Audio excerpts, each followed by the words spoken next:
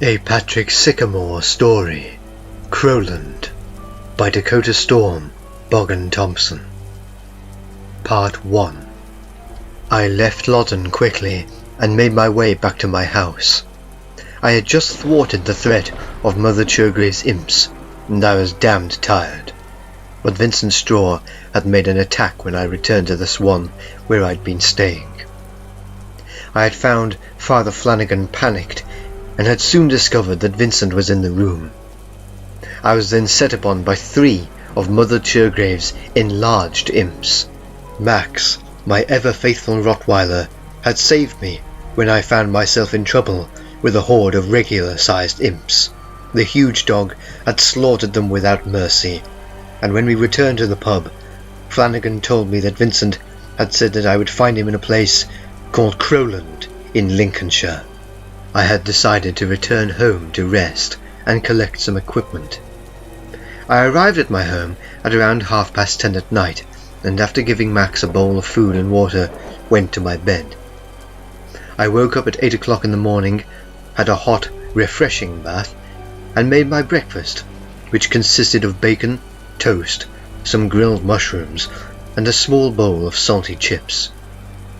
While Max ate his breakfast, I went down to my cellar and collected some especially old pieces of equipment. I filled an antique chest with these items and put it into the boot of my Hillman 100 GLS. I packed a suitcase with 2 weeks' worth of clothes and other things and put it in the back seat of my car. I wondered what dangers would arise in Crowland, what terrors lay before me. After Max had toileted, I put him in the back seat and was just about to get into the driver's seat when I spotted the postman's van speeding up the road. I waved at the van as it pulled up and was just starting to walk over to it when the postman got out and shouted, "Vincent has a message for you." For the past 20 years, a small man had brought my post to my house. He was a few years older than me and was completely bald. This new postman was about my height, was quite young, and had a full head of black hair. "What is it?" I called. "Death." The post van exploded in a fireball. The postman had been standing close to the blast and had been incinerated instantly. Stunned by the noise of the explosion, I got into my car and sat there for some minutes in silence. Max pushed his head between the front seats and looked at me. Max would regularly fall to sleep when the car was being driven because of its motion. I started the engine and drove off.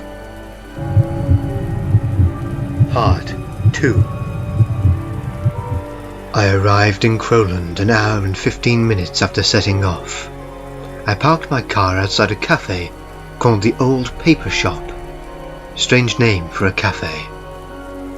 I let Max out of the car and checked with a passerby whether or not dogs were allowed to enter the establishment. I told Max to sit down outside the window where I would be sitting before I went inside. It is my firm belief that you can judge what kind of problems are going on in a town by simply listening to the conversations in a cafe. It can be very enlightening. I ordered myself a cup of Earl Grey tea and 2 donuts, one of which I took outside to Max, who ate it slowly and methodically. While I was waiting for my tea to cool, I listened out for any peculiar conversations. I soon found one. A group of youngsters were sitting round one of the tables, talking about a local chemist's. "It's a shame that Lloyd's the pharmacy has gone," said a small brown-haired girl. "Yeah, but the apothecary is much better," said a blonde-haired lad. "Its pain-killing remedies are amazing." "The bloke who works there is creepy," said a tall red-haired girl. "Who cares?" said a black-haired lad with a small wart on his neck. "He seems cool enough." Another conversation that I picked up on was that something had happened to Trinity Bridge. "The statue has gone from Trinity Bridge," said a small, heavy old lady. "Is it really?" said an older man. "It is," said the old woman. "It completely disappeared after Lloyd's pharmacy left." "Did it really?" said the older man. I decided that my first order of business was to investigate the apothecary and then the Trinity Bridge. I drank my tea, left the cafe, and made my way straight towards the apothecary, with Max trotting at my side. I told Max to sit outside of the chemist's shop while I went in and had a look around. As soon as I stepped inside, I found myself in a different time. The shop had strings of herbs hanging from the ceiling, tables filled with boxes, and shelves filled with jars. I looked around at the various things and spotted a couple of interesting items, such as wax figures used to torture people. I picked one of these up and took it to the counter. Seeing that there was no one at the counter, I looked around for a bell. After finding it, I rang it twice and waited patiently. An old man came to the counter and looked at me. He was my height and had a sturdy-looking body. He was dressed in a black suit and had a small goatee. His eyes were dark and sunken, and I felt an air of mystery around him. "Is that all?" he asked. "It is," I replied. "May I interest you in the tools needed to use one of these, sir?" said the old man. "Yes, please," I replied. The man bent down and lifted a small wooden box from beneath the counter. He opened it and pulled out a small hemp bag, which he then placed in front of me. "That bag contains all of the necessary tools for torture," said the old man. "It contains a wire saw, a small knife, a piece of string, a wooden stake, and a helmet with spikes inside of it. Can I interest you in anything else?" "Yes," I replied. "Could I purchase a bag of those Cadbury chocolate eclairs and a leaflet about the town?" "Of course, sir." The old man placed all of these items into a paper bag and passed them to me. "That will be £15, sir." I paid the man and wished him a good day. "I hope you have a good day as well, sir," said the old man. "You never know when a bad one is going to come." I stepped out of the shop and made my way towards Trinity Bridge. I walked up the steps on one side of the bridge and hunted about for where the statue was meant to be. I soon found a stone seat, which looked as though it had had something attached to it. "Interesting," I muttered to myself. "Hello, stranger," said a voice. I turned and found myself looking at the group of youngsters from the cafe. "Hello," I said. "Is there something that I can help you with?" The youths laughed for a moment, but stopped abruptly. "You can leave," said the blonde-haired lad. "Why would I do that?" I asked. "You're not welcome here, old man," said the blonde-haired youth. "Why?" The blonde youth pulled a knife from his pocket and raised it towards me. "Stop asking questions," he said. "Take your mutt and go, otherwise there's going to be a lot of blood." "It won't be mine," I said, staring at the youths hard. "We'll see about that." The blonde youth lunged at me and tried to stab me in the belly. The girls behind him giggled and muttered to each other. I grabbed his armed hand with my right and grabbed his throat with my left. I raised the lightweight lad off of the ground, and as he choked, I said to him, "You don't want to mess around with me. I have been in the army, the police force, and several other organizations. I don't like having to deal with people like you." I threw the lad to the floor and called Max to me. "Is there anyone else who'd like to try and kill me?" I asked. "It's a fake knife," said the black-haired youth, picking up the blade and pushing the sharp section into the handle before letting it spring back out. "It was a prank," said one of the girls. "Beware who you trick," I said as I barged through the youths. One day it could cause someone to get hurt. Badly. Part 3. I made a few inquiries and soon found myself and Max a place to sleep. A man called Matthews was renting a room at number 13 Abbey Walk, and was only too happy to have a renter, even if it was temporary. I soon found out that Matthews lived alone, and that his wife had died some 15 years before. He had been very lonely afterwards, and had been renting a room ever since. Max was allowed to sleep in the greenhouse with the door open. I put my chest of equipment at the foot of my bed, and the rest of my suitcases underneath it. I put the codex in its box onto the table by the window, along with my laptop. I read through the leaflet about Crowland that I had purchased from the apothecary, and found that it held little information. One thing did strike me as interesting, though.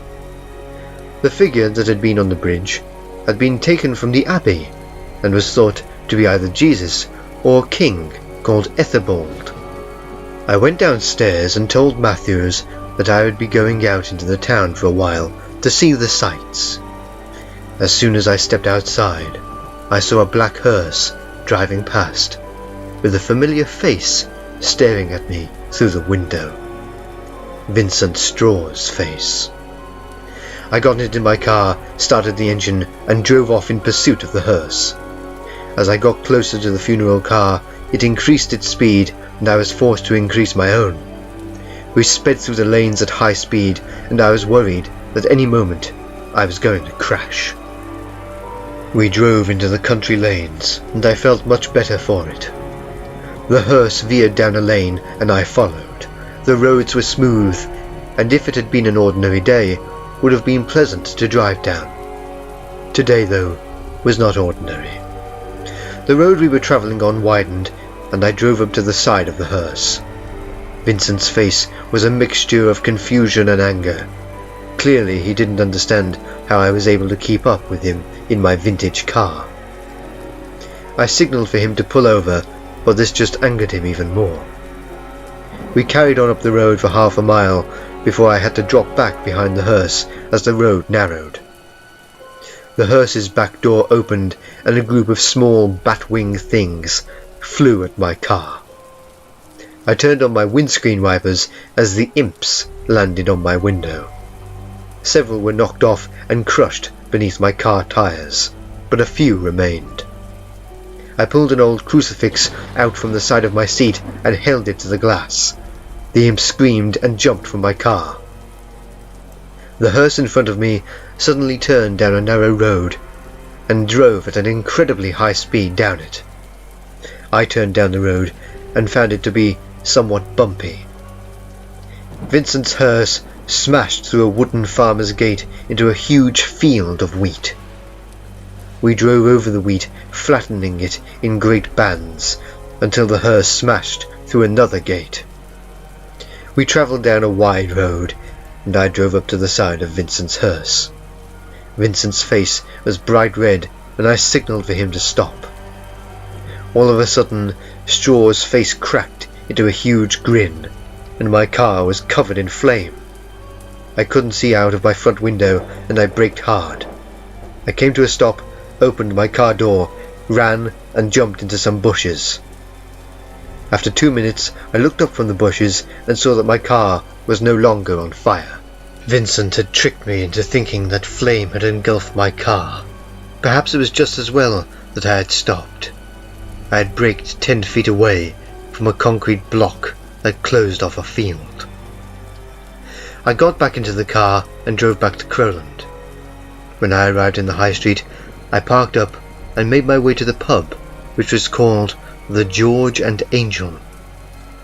I ordered myself a brandy and a packet of ready salted crisps and sat down at a corner table. I was just finishing my crisps when I overheard someone talking about something strange. "I tell you now, Stevie, I heard footsteps in the high street last night," said a large bearded fellow. "It sounded like stone on stone." "You're talking rubbish," stated Stevie. "What did you say to me?" said the bearded man, getting up from his chair. Stevie stood up and said loudly, "You're nothing but a liar, Alistair. You bring shame to the Hartley name." My mind suddenly conjured up the image of a Hartley's jelly, the kind you get from a chiller, and I smiled a little at the thought. Alistair drew back his hand to punch Stevie, but he was too slow, and the bearded man was sent sprawling backwards onto the floor. I got up and began to walk over, Alistair had just gotten groggily onto his feet and was raising his hands to fight, as Stevie's fist flew towards his face. I caught Stevie's hand and flung it to the side. "Stop this!" I exclaimed, as I sent my fist into Stevie's face, knocking him out cold. "Thanks for the help," said Alistair, putting his hand on my shoulder. "Will you join me for a drink?" I asked. "I shouldn't really," said Alistair. "I insist," I said. Alistair consented, and they ordered another brandy for our table. On the way to my seat, Stevie got up from the floor and stared at me with burning hatred in his eyes. "Next time we meet," he said, "I'll beat you." "If we meet again," I said, "there'll be nothing left of you, so I'd watch your tongue if I were you." Stevie left the pub swiftly, and I returned to my seat. "I'm sorry that you had to get involved," said Alistair. "He's done it before, you see. I tell stories to people. He probably thought I had one too many or something like that." "Why are you defending him?" I inquired. "He's my brother," replied Alistair. "He's usually quite jolly, but when he's in a mood he can get violent. He's medicated for schizophrenia." "I see," I said. "Why did you help me?" asked Alistair after a few moments of silence. "I was interested in your story," I said. "I'm an investigator of the supernatural, and I've travelled to this town to deal with something. The statue is missing from the Trinity Bridge, and I wondered if your story was related in some way." "Did you want to hear it?" said Alistair. "Indeed I would," I replied. "Well," began Alistair, "last night I was locking up the shop.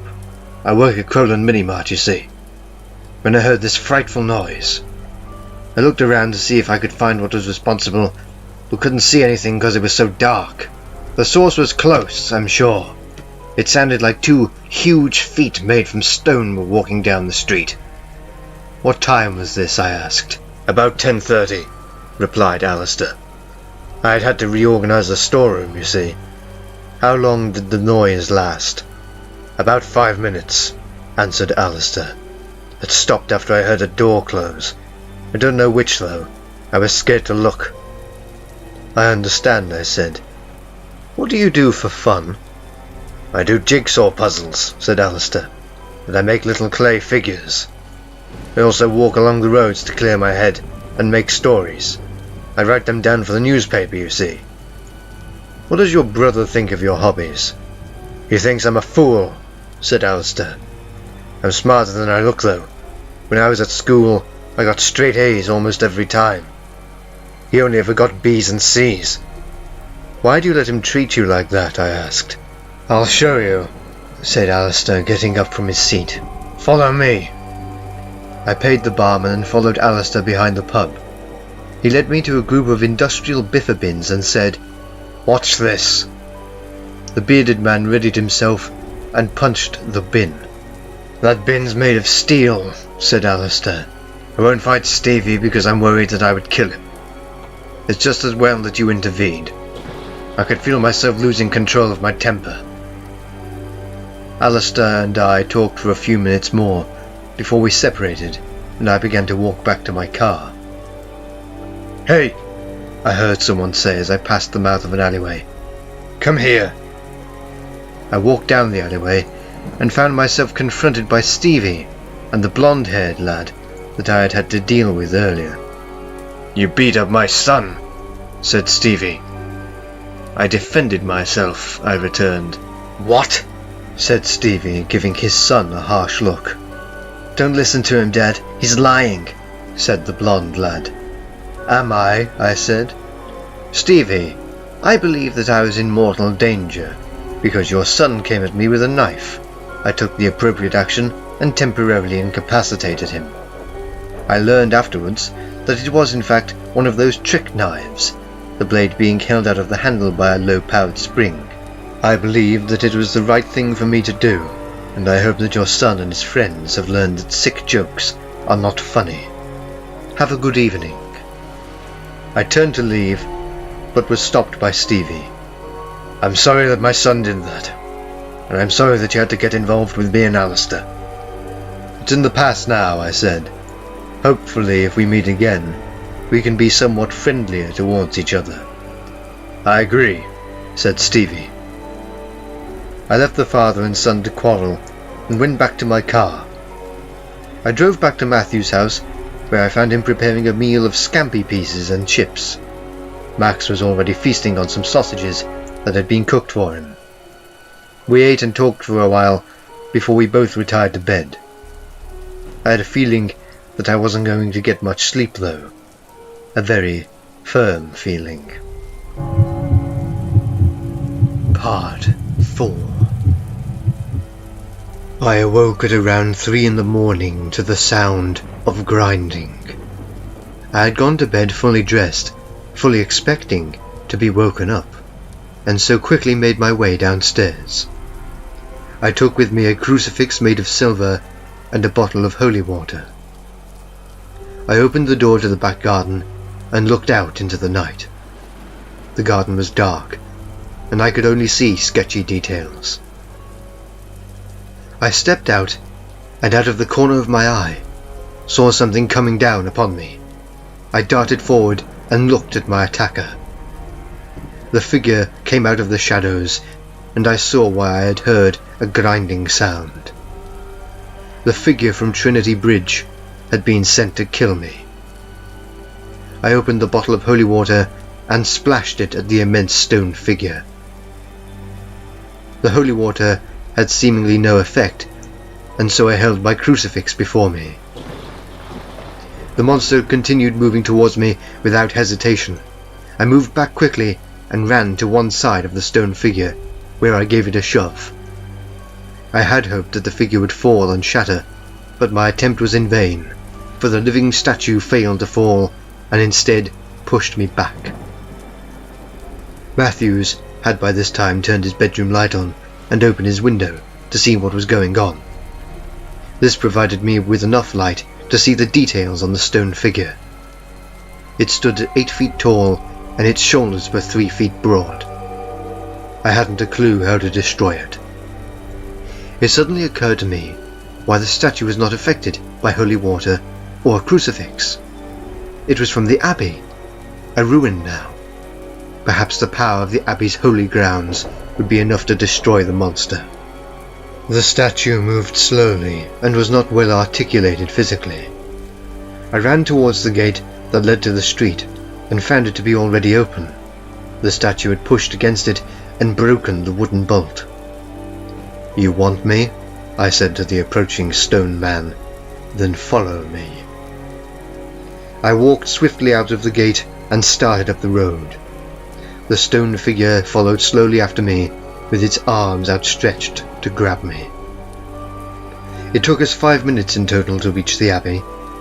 I stepped onto the grounds and waited for the statue to follow me.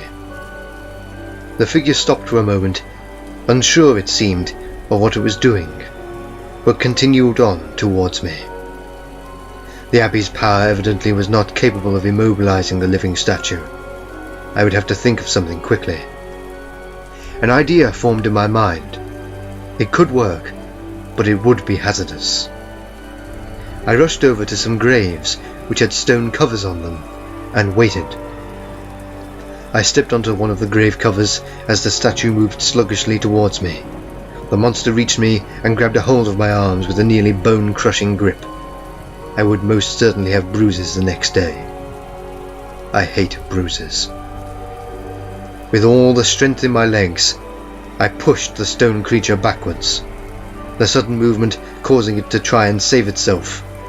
Unfortunately for the cold stone statue, its foot caught a grave cover and it fell to the floor. Unfortunately for me, I was still in its grip. The statue shattered into large fragments on impact, and I landed on the rubble, which caused great discomfort and would inevitably result in further bruising. I climbed off of the rubble and checked myself over. Nothing was broken, and I had no cuts or scratches. Lucky me, I muttered to myself.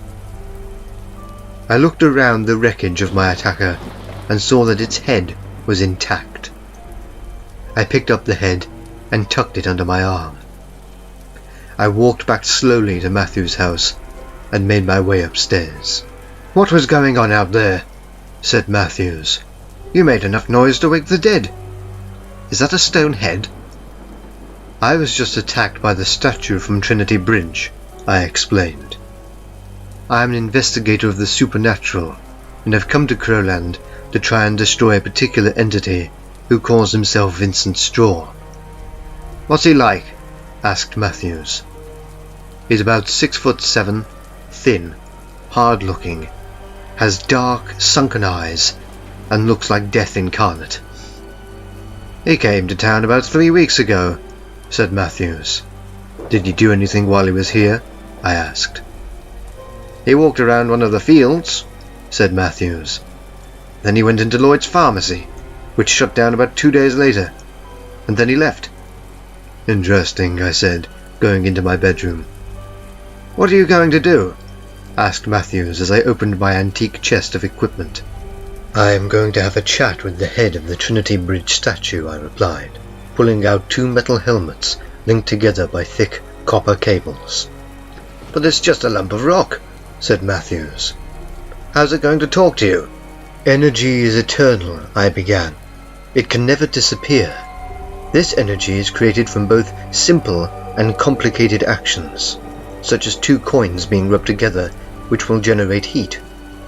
I intend to link my helmet set with the statue and absorb the energy caused by the magics used to animate it.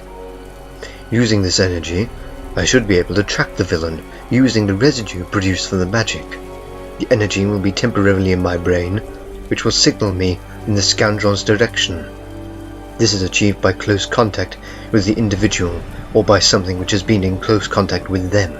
I opened up the box that contained the codex, sat down and opened the book, flipping through it to the required page, which had been written by a Romanian priest some 300 years before. "Energia surgeon mine, arretate mi directe a inimaculai," I recited. The copper cables connecting the helmets began to spark and glow, and my head began to grow intensely hot with pain. My entire body felt as though it was being stabbed with daggers. I convulsed in my seat before the pain finally disappeared. "Are you all right?" asked Matthews, with fear in his eye caused by my lack of movement. "Yes," I replied. "I'm fine." "I'll make us a cup of tea then," said Matthews, moving towards my bedroom door. "Matthews," I said, "I can sense the direction of the magic's energy, and it's confusing me a little." "Why?" asked Matthews. "Because," I began, "it's coming from you." Part 5. "What do you mean?" said Matthews. "Move around," I said. Matthews moved to the left of the closed bedroom door, and I realized with sudden shock that someone was outside of it.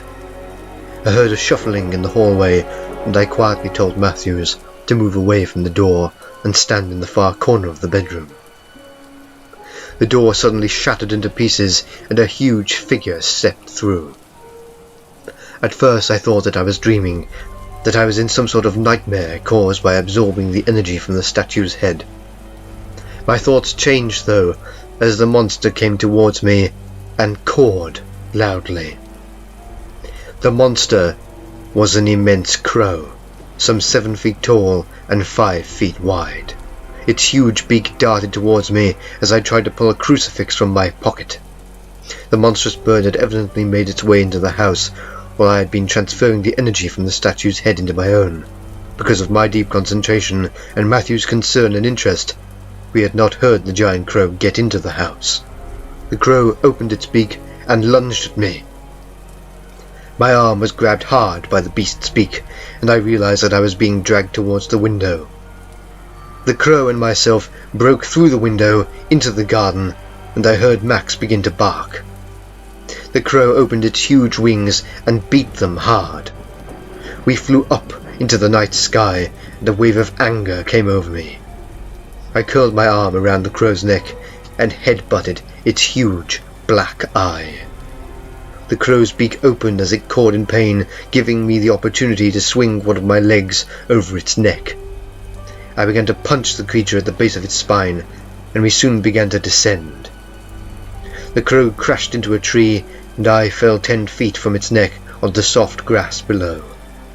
The crow followed me down a moment later and tried to stab me with its huge beak.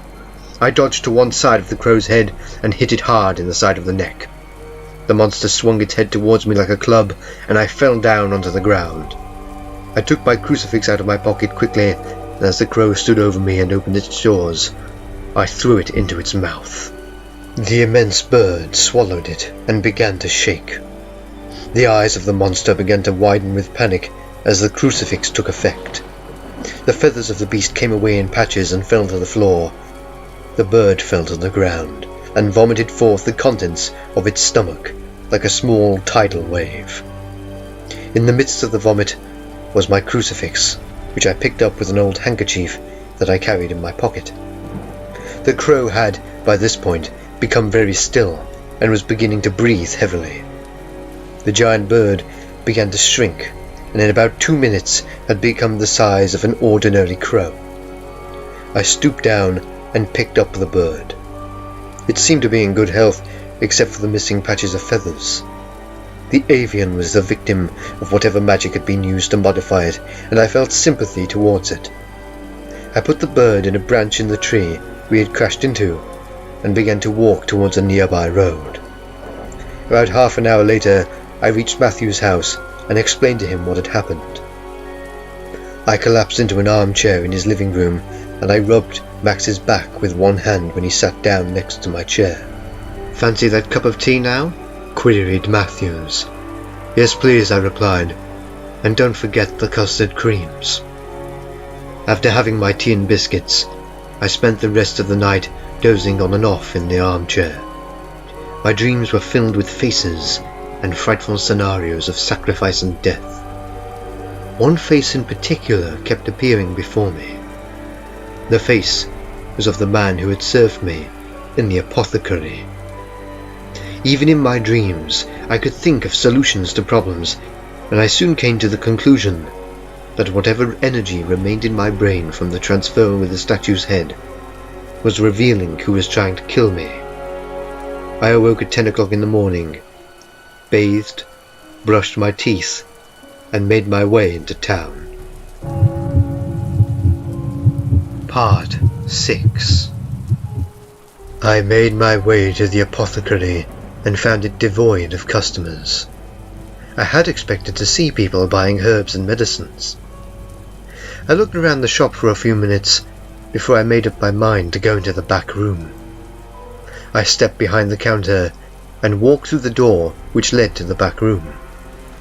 I was shocked at what I saw. The horror of it was nearly enough to make me vomit. The entire storeroom was filled with dead animals, glass cases of human skins, and in the center of the room was a 5-pointed star. "Welcome," said a voice.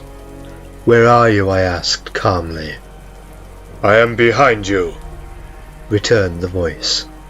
I span round, pulling an exorcist's crucifix out of my pocket as I did so. There was no one in sight. "You are a fool, Mr. Sycamore," said the voice from behind me.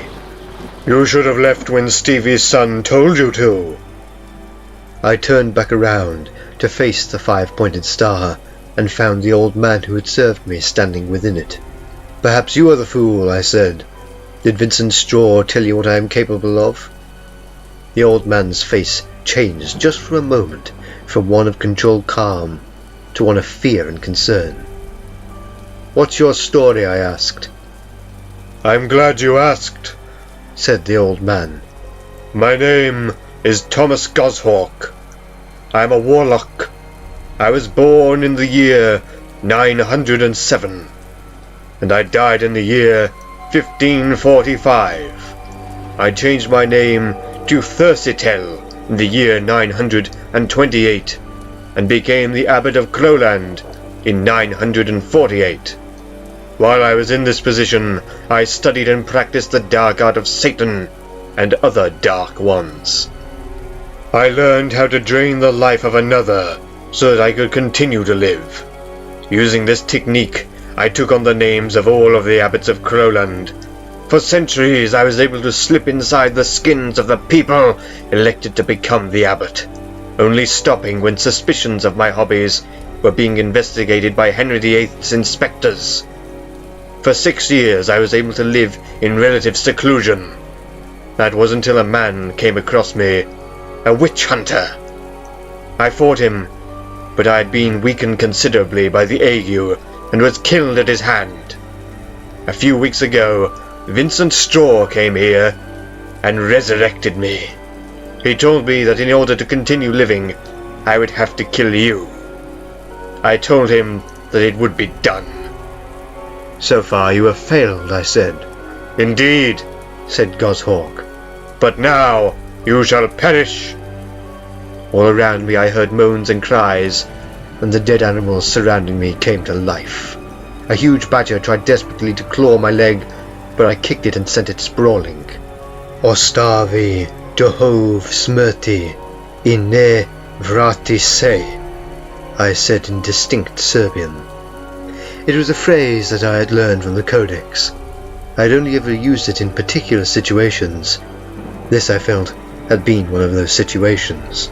The animals fell to the ground, lifeless once more. I took a run at the warlock, hit him squarely in the chest, and sent him sprawling into one of his glass cases. Your evil is comparable to that of Vincent's, I said. Goshawk stood up from the wreckage of the glass box, opened his hands, and from them shot a ball of flame towards me. I moved to one side as the fireball approached me, and it impacted on the corpses of the dead animals. I rushed the warlock and grabbed him by the shoulders. I will stop you, I said. The bodies of the dead animals had turned into an inferno, the flames of which flowed up the walls to the ceiling. You'll burn to death if you stay, smiled Goshawk. I don't think that I will, I replied. I punched the warlock hard in the jaw, making his head spin with pain. I raised my crucifix and held it to his chest. You can't hurt me with that, laughed the warlock, pushing me hard, sending me into one of his glass boxes. I think I can, I said. Maybe you should look at your suit. Goshawk looked down, and fear filled his eyes as he realized that his suit was now on fire. What have you done? Cried the burning man. The warlock sent fireballs towards me, but overshot and caused the wall behind me to become a raging inferno.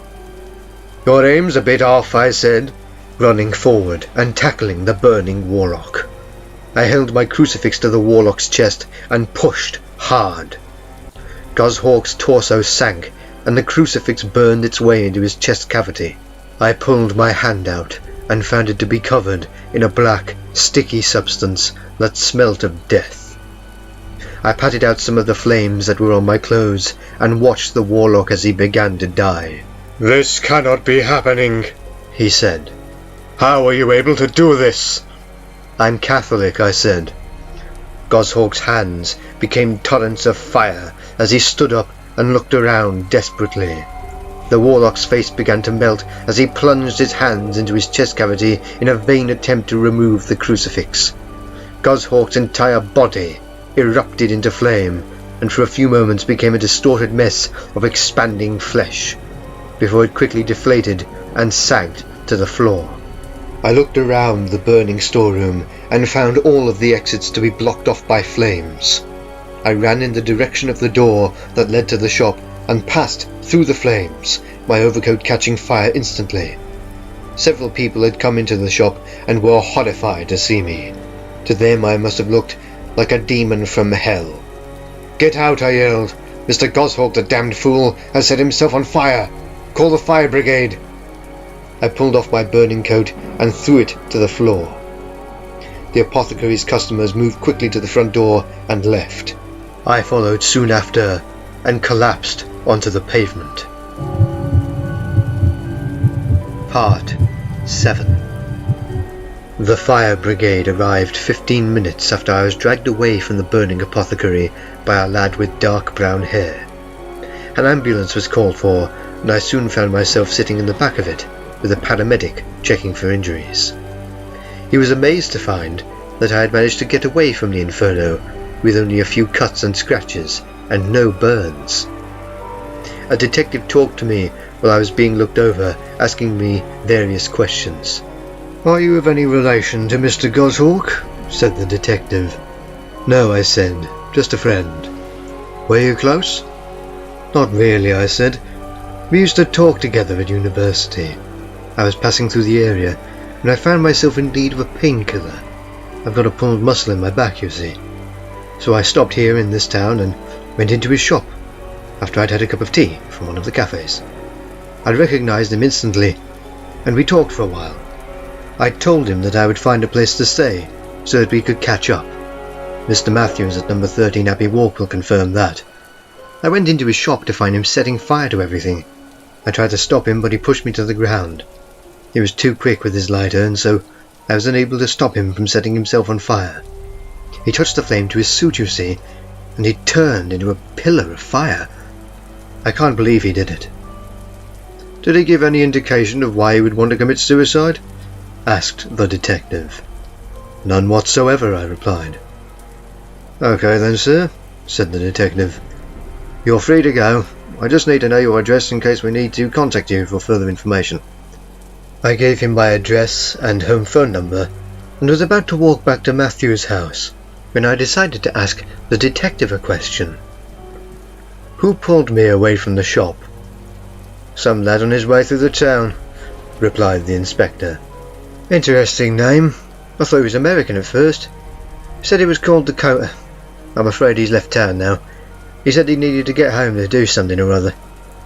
"Thank you, detective," I replied with a smile. I made my way to Matthew's house and was greeted at the door by Max. Matthews was sitting in the living room enjoying a ham sandwich when I walked in. "God," he said, "you look like you've been to hell and back. Let me go and make you a cup of tea." A few minutes later I explained what had happened and left Matthews in awe. "Strange thing happened while you were out," said Matthews after a while. "A letter came for you." I suddenly felt uneasy. "Where is it?" I asked. "On the hall table," replied Matthews. I made my way into the hall and found the letter. I tore open the seal and read it through. It read, "Congratulations, Sycamore. You have defeated the Warlock. I enjoyed our little race in the countryside. You will next find my handiwork in Cornwall. Yours, Vincent Straw." I put the letter into my pocket and began to reload the car with my belongings. I also took with me the head of the statue that had attacked me as a souvenir. I thanked Matthews for allowing me to stay in his house and paid him £500. I put Max in the back seat and started the engine. I had a mission which I intended to accomplish, and nothing was going to stop me.